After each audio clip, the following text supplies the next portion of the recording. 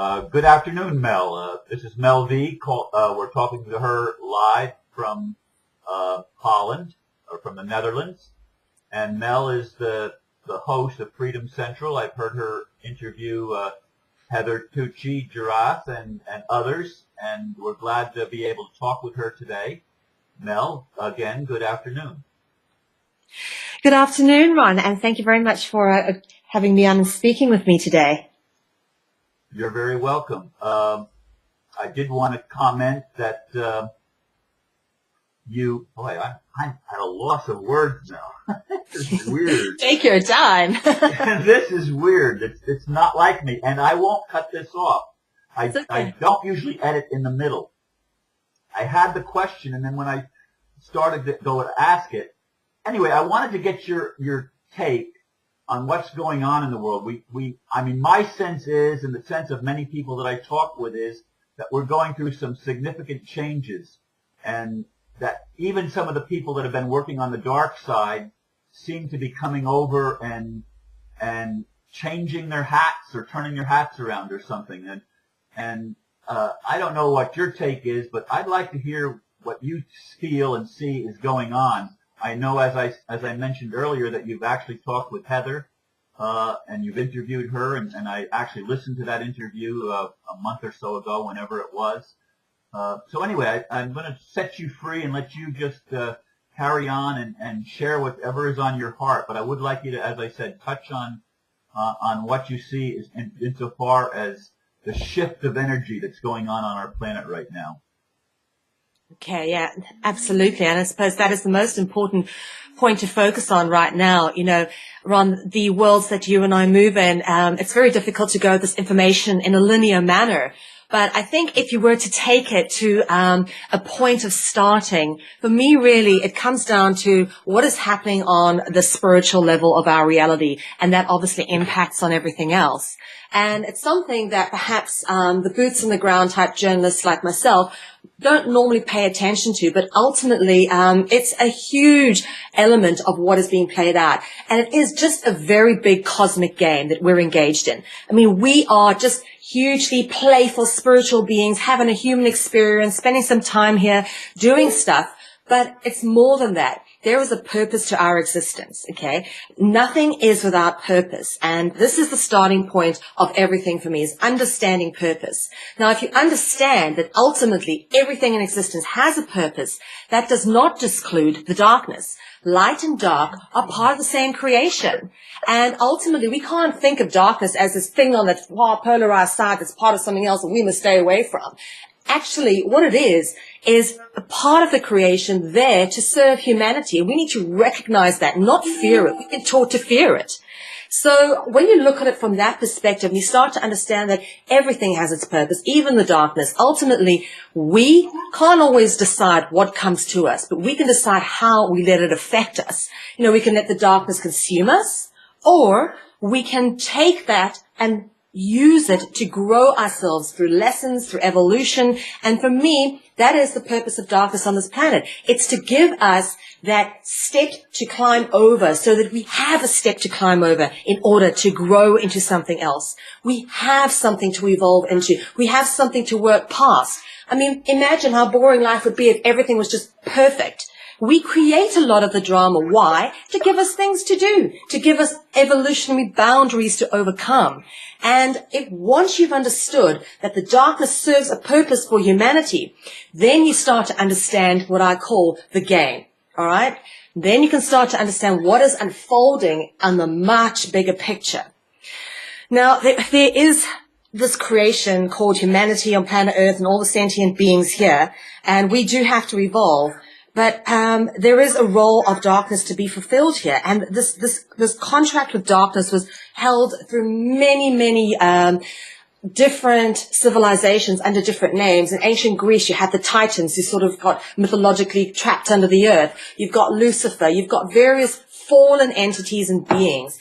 And what this refers to is the angelic being that decided to serve the greatest good of humanity by anchoring the darkness and enduring the suffering of darkness. So this, whatever the darkness supposedly is, okay, or has been, it was actually anchored by someone in the greatest service, or a being in the greatest service to the ultimate good, which is the evolution of humanity. Some of us had to purify through pain. So when you take that into perspective, I know the Christians are going crazy here, so I'm sorry, but when you take this into perspective and you start to look at all the people who are perpetrating the really darkest things on this planet, you look at the dark black Babylonian priesthood, which, in the modern day form is the Roman cult, the Jesuits. They have served a purpose to anchor the darkness. They're in service to darkness, but not necessarily in service against humanity. Okay. And this is also something to wrap your head around. Now, how do you reconcile, a child that gets, sodomized by a priest, and say, well, that serves humanity. It's impossible to get, but understanding the desecration of the innocent is one of the most darkening forces you can perpetuate upon this planet. When you start to look at it from that point of view, it starts to suddenly go, okay, it makes more sense. It's not acceptable, but it kind of does, have a little bit more of a purposeful understanding. So now there's many people who've come forward and who've spoken about this to me, that they've had contact with some of the Jesuits and cardinals and priests in Rome, and they actually have come forward saying, we don't want to be bad and evil and do all these things. We have to. It's part of our soul contract. That soul contract is spoken about in so many different realms, most commonly in popular culture known as the deal with the devil that's done by the people in the music industry. They serve that dark force too, okay? And yes, we've got sort of the alternative media demonizing all these rappers and singers for serving the Illuminati and serving that negative vibrational force field or entity. But we can't be judging, right? We can't be judging. You see, what these people, these superstars who are selling their souls to the devil, is they actually themselves don't know what the ultimate game is. All right. If they knew, they wouldn't hold the illusion of darkness. Why would they go, oh, well, we know ultimately that's the point of it, so why do it? The point is to keep us veiled, to keep us in this game. If we knew how it was all unfolding, we wouldn't play it. That is why we come into each life and every incarnation with no memory. We come in with a blank, clean, fresh slate so that we may start the game all over again, learning, forgetting everything so that we can try to recognize and remember as we grow and evolve.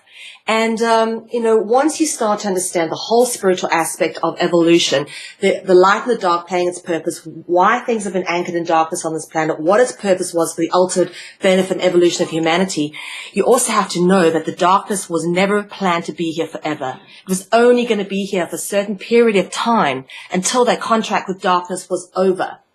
Now, you talk about the Mayan calendar, okay, 21st of December 2012. Everyone was expecting something, we don't know what it was, but it was a cosmic resetting of the clock as far as I'm concerned. And the most obvious manifestation of that came with, on the 25th of December, the filings from the OPPT, which supposedly gave us the tools to free ourselves. I don't think the timings are a coincidence. Okay, the contract of darkness ends on the 21st, then suddenly we have the OPPT filings, which, as you know, Heather's a wonderfully spiritual being. She's very much in service, and she was the one who told me the story of, there was this role of darkness to be fulfilled on the planet, and someone stood up and took it in great service to humanity. She knows the story of the ultimate game. So, I don't think that's a coincidence either. And this is how we connected on that level, understanding the ultimate game. Both of us knew it. We both have been friends previous to this incarnation. Many of the people that you and I know, Ron, knew each other before. We've all got contracts with each other to meet up and go about what we're doing now. And we also, some of us were imparted with the knowledge of what I refer to as the covenant of salt. And that is that the darkness will eventually end. And even those who serve the darkest ones will come over to our side, because there will be only light. The darkness will be dissipated. And if they stay in the darkness, they'll be dissipated too. They have to come out and clean up their mess.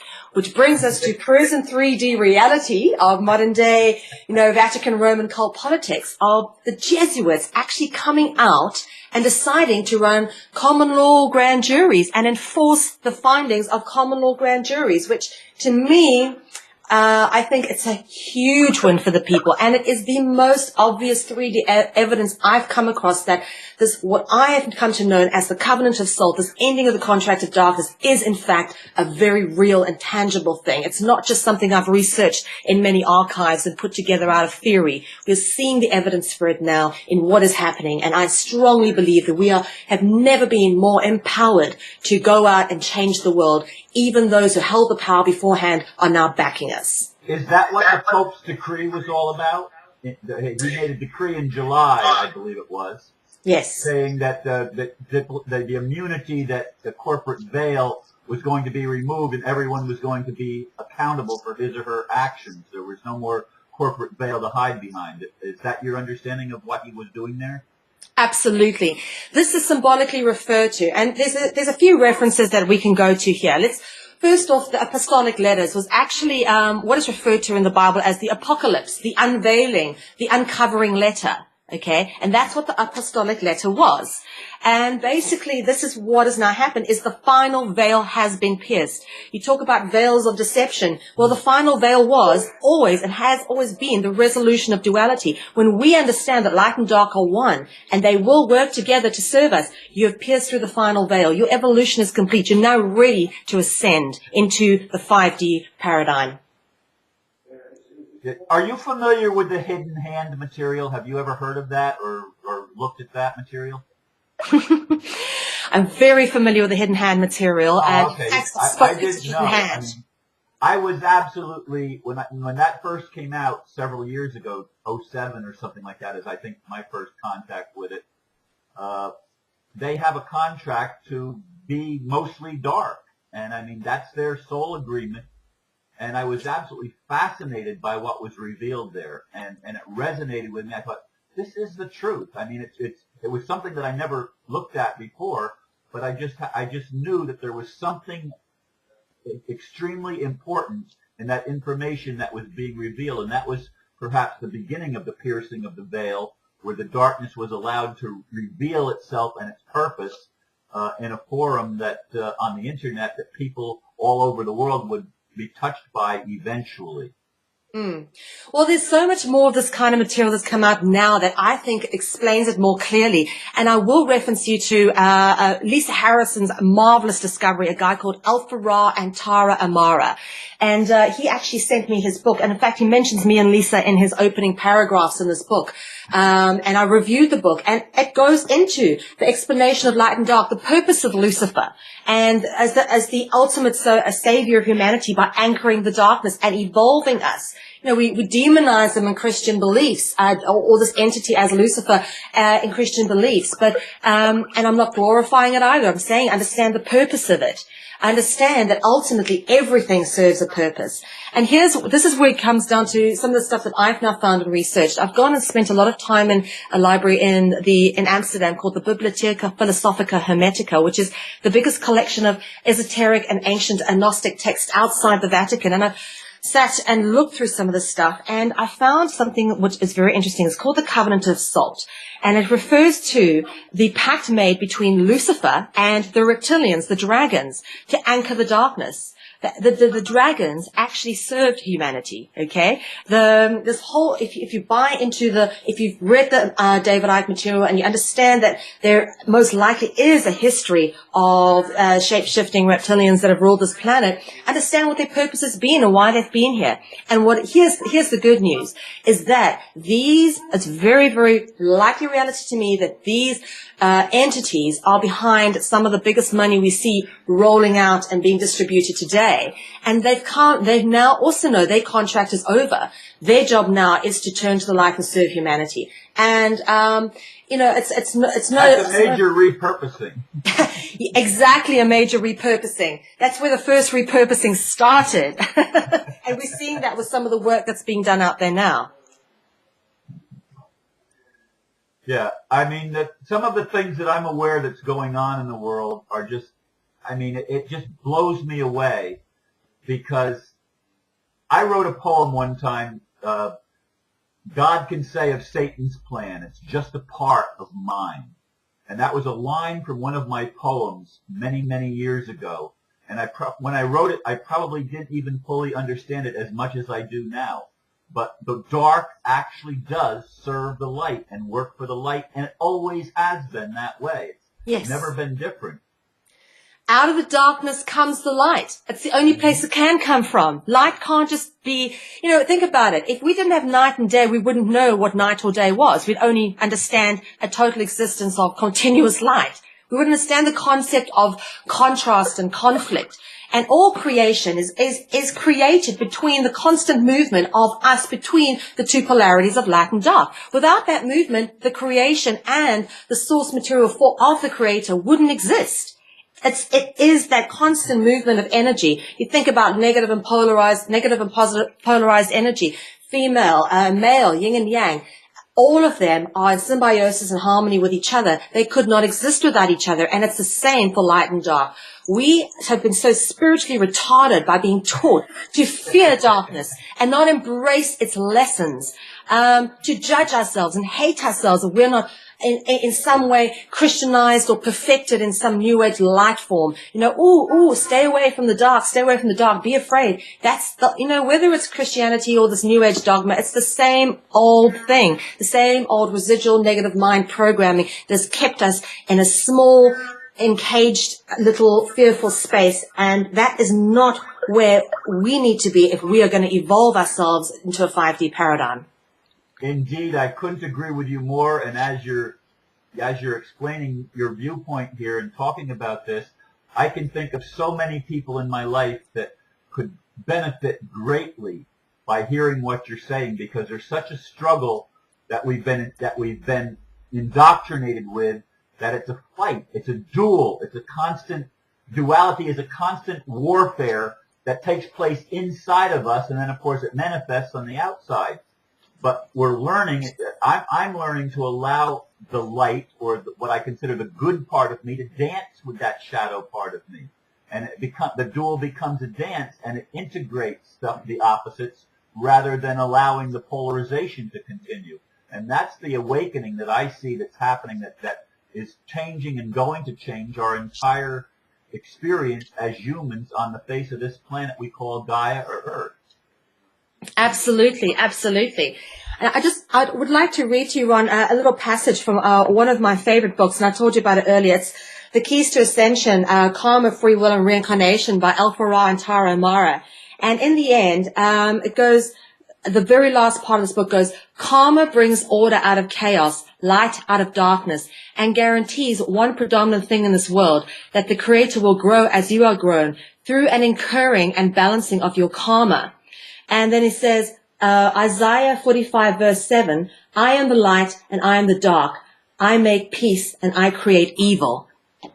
So everything is part of the whole one creation. All right. What do we do? The paradox.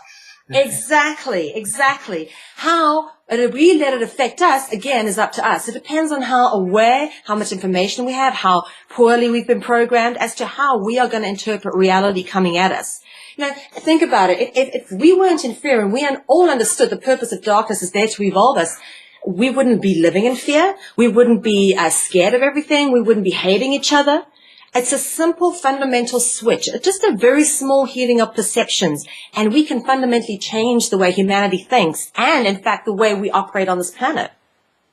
It's going to be a huge task for the media. Once we get control of the media and are able to start presenting the whole truth and no longer the propaganda machine, I think people are going to be so hungry and want to absorb all of this information. Although some will resist, that's to be expected because that's human nature.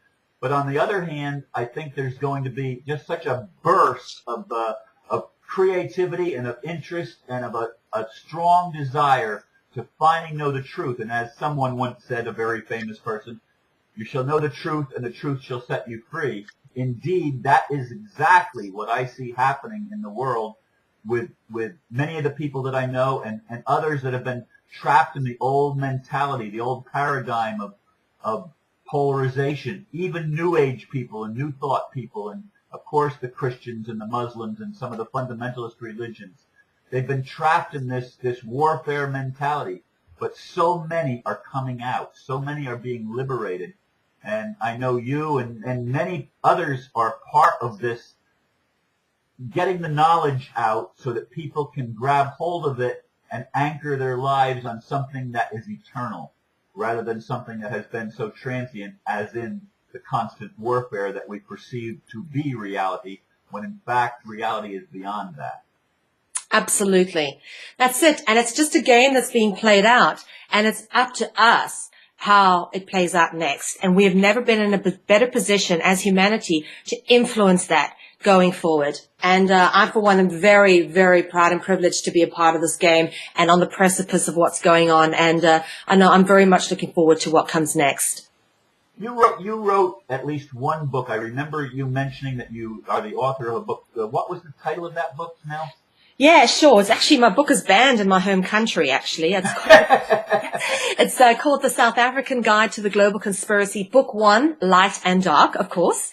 And again, it starts off, the whole book theming is, okay, light and dark serves its purpose. Understand what is light and what is dark, but it covers various elements that pertain to my home country with regards to, the illusion, deceit, and what's gone on there.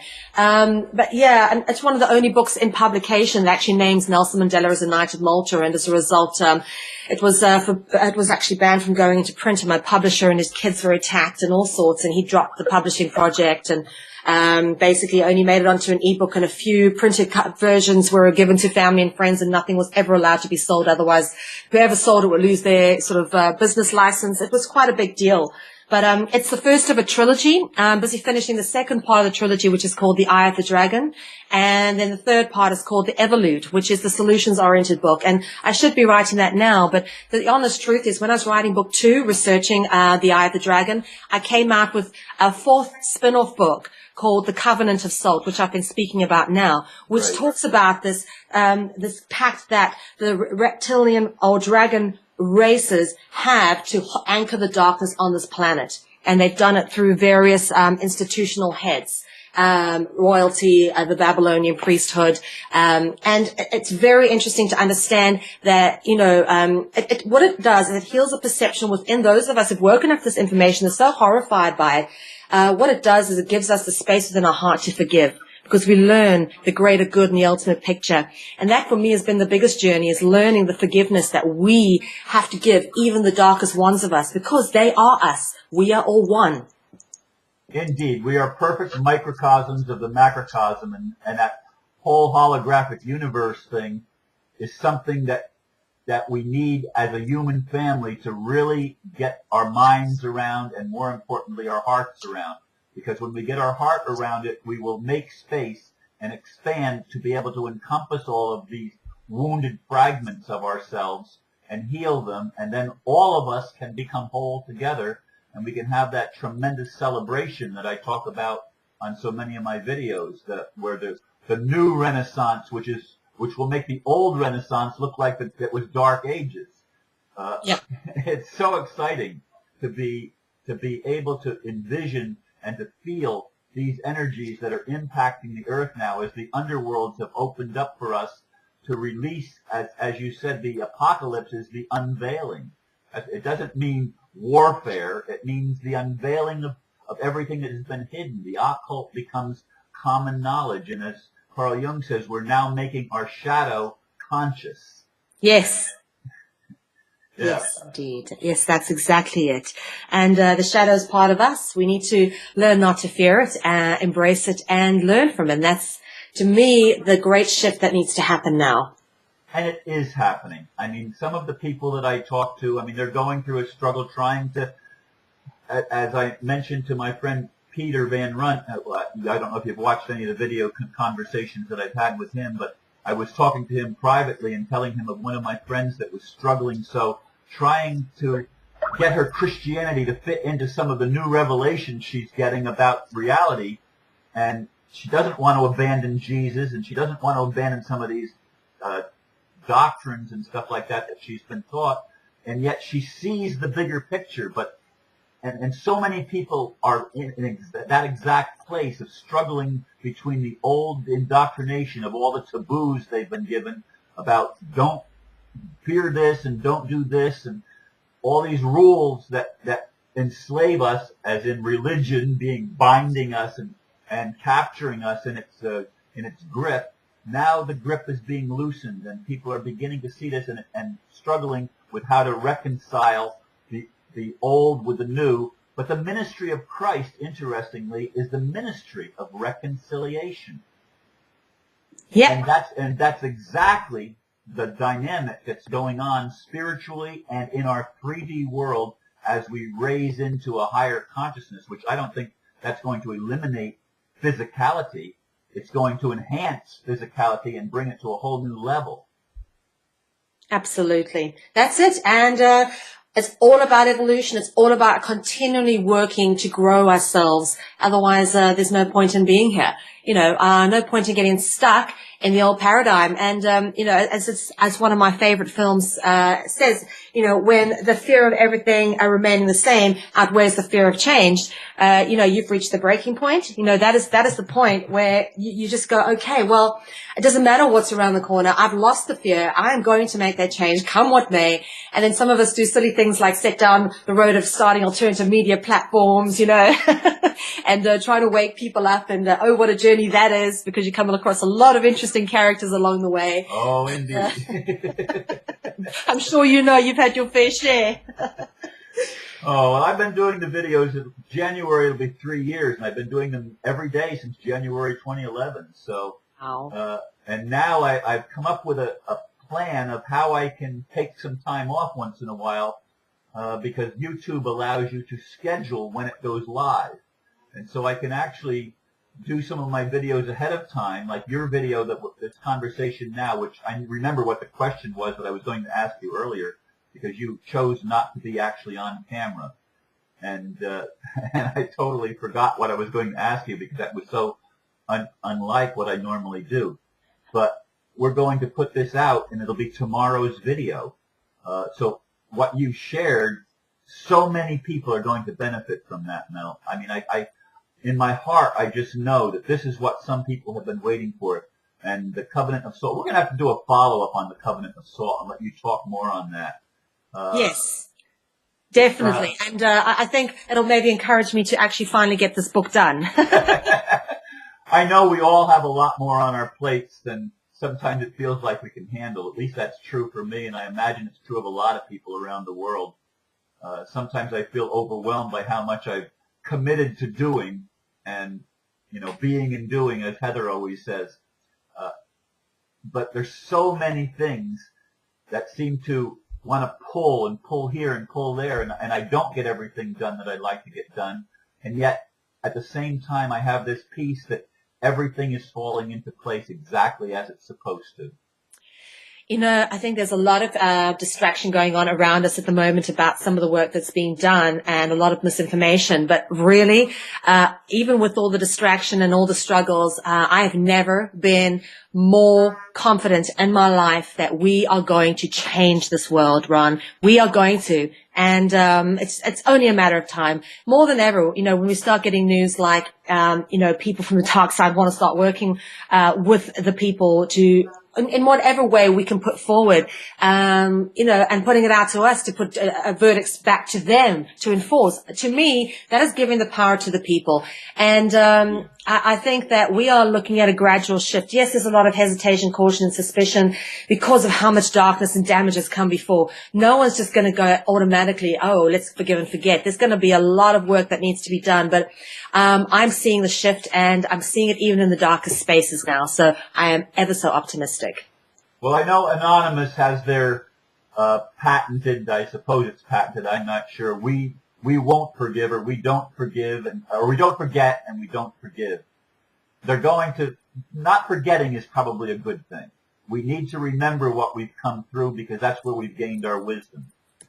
Yeah. But forgiveness is absolutely essential to this whole process, and we need to do it starting with ourselves, because we all have skeletons in our closet. We all have things in our basement that we may not be so proud of. But by the same token, we have to learn to forgive ourselves. And once we reach that point where we can forgive ourselves, it becomes easier to forgive others. And I think even Anonymous is going to go through that spiritual shift. Yeah. Well, let's hope so. You know, I don't think it's a positive message to be putting out, we don't forgive. Ultimately, you know, the love we withhold is the pain we carry. How do we heal others if we can't even heal ourselves? Indeed. So, you know, it's not beneficial to the greater good to not forgive and to hold this anger within. It's got to be released. All of it has to be blazed out. All the darkness has to go, released and cleared out of us. Otherwise, you know, we're not gonna hit that shift. And I hope to see some groups like Anonymous coming along and focusing more on a spiritually evolved path as to just a purely radical, let's make a statement path. It would really be a hugely beneficial shift to this whole movement. They will get there. I mean, I just feel in my heart that so many people that are struggling with these things will get there. I mean, it's predestined, if you will, and yet it's being worked out in free will and in 3 dimensions, time and space, our experiential reality. Yeah, that's it. Absolutely. And I'm starting to experience it now. I don't know about you, Ron, but you know, even with dire straits circumstances that I currently face myself with, I have absolutely no fear. I just know that everything is going to be okay. Well, in my process of dealing with the powers that have been, you know, it's been absolutely amazing that whenever I felt myself up against the wall and didn't know what the next step was, the next step would always seem to be there for me to take. And granted, not everything worked exactly the way I would have hoped it would have worked. They still kept coming back. But every time I thought that maybe they were going to win, I was able to hold them off just a little bit longer. And we're continually buying time to win this thing. And it's not winning a battle so much as it is integrating all of this confusion and healing it so that we come out with a whole new outlook, a whole new perception of reality that transforms our lives from the inside out. Yes, yes, indeed. Oh, tell you, that's what we need. That's what we need. It starts with us. It starts from within. And we're all very broken and damaged individuals. We've been so abused by society and the structures. But I feel there's space now, finally, for healing and reconciliation. There's so much light and great energy being brought onto this planet and so much great work being done. And I say this to all your listeners that there is a lot to be hopeful and optimistic about. So find that space of love and hope and glory within yourselves and know that there's good things to come. On that point, Mel V from Freedom Central, we're going to close this conversation. I thank you for taking the time to have it with me, and I'm sure you're welcome to share it with your audience, and I know I will be sharing it with mine, and I'm sure many people will be blessed and benefited by what we've shared today. Thank you so much, Mel. Thank you, Ron. You're an absolute star. Speak to you soon. Take care. Namaste. Namaste.